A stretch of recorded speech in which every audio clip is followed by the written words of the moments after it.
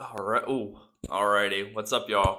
Connor here. Today we're talking about Tarik Torgaddon, but more specifically, the Mournival. So, just finished Descent of the Angels not too long ago, and I sort of treated it like you would treat filler for any sort of TV or any sort of series.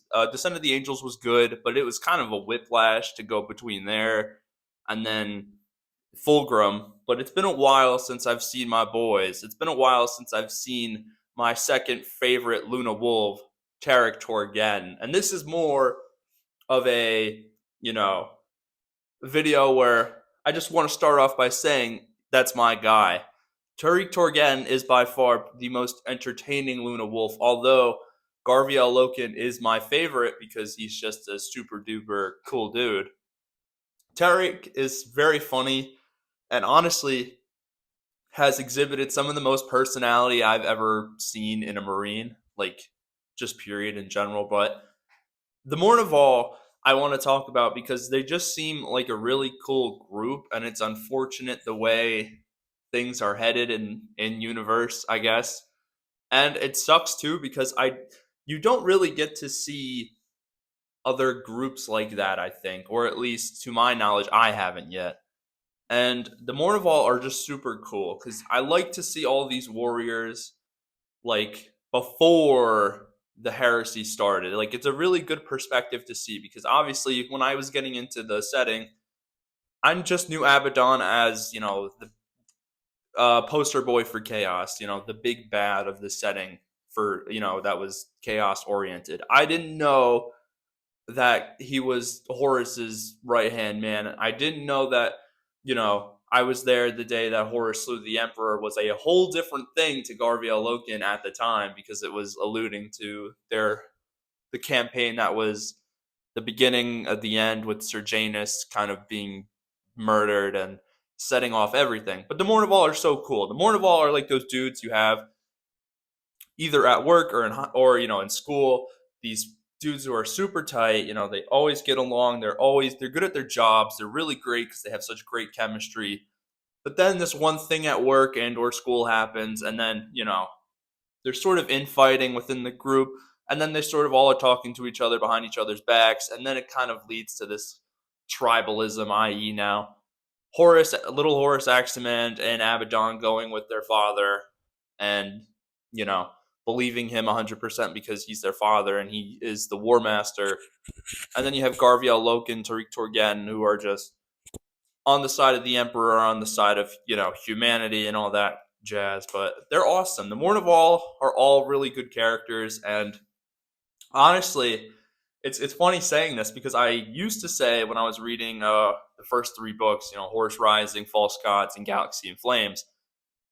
God, I'm really tired of just seeing the same events being repeated, repeated, repeated. Because when you leave off on the second or I think it's the third book, and then you go to the Flight of the Eisenstein, and then it's basically just a retelling from the Death Guard perspective. Yeah, I was like, dude, I'm not really feeling this. But then we go into it a little more, and the Mournival, I really undervalued their interactions with each other.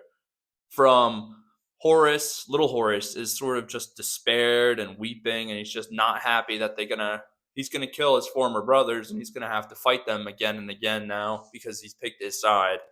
And Abaddon too is little not Abaddon's not I wouldn't say Abaddon's conflicted. I said he's very steadfast in believing in Horus.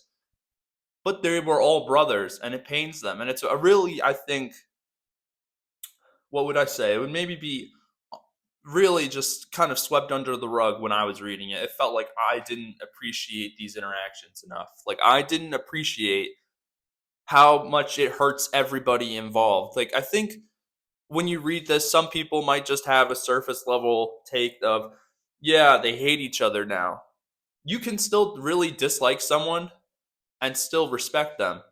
And this is really evident throughout all of the traitor slash loyalist conflicts. Maybe barring the Emperor's Children, because I didn't see that in Fulgrim at all. I didn't see a lot of but like you see someone like maybe you see Garviel Loken, really, and Tori Torgan, good examples because when they figured out their brothers have picked sides, it's not a good feeling.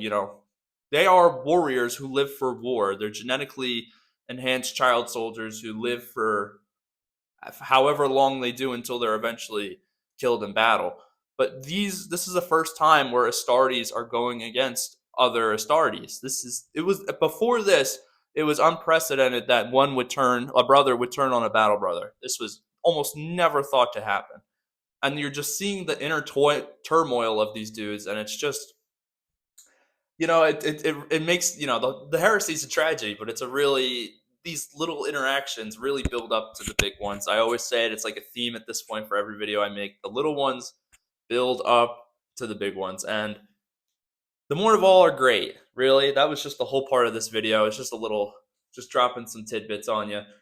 Mournival are super cool, and I'm glad I got a break from them to appreciate them more. When I was reading, I got really sick of them very fast, but they just, now looking back on them with a new perspective, and I'm refreshed, and I'm not burned out from reading I'm a little burned out, but I'm not burned out from the Luna Wolf / Son of Horus perspective.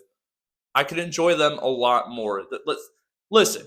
Moral of the story: the Mournival are super underrated, like vastly underrated, and I wish the heresy didn't happen because I love these dudes. They're awesome, but unfortunately it happened. So someone's gonna get killed. I'm sure. I just kind of hope Tarik doesn't die, and that's it.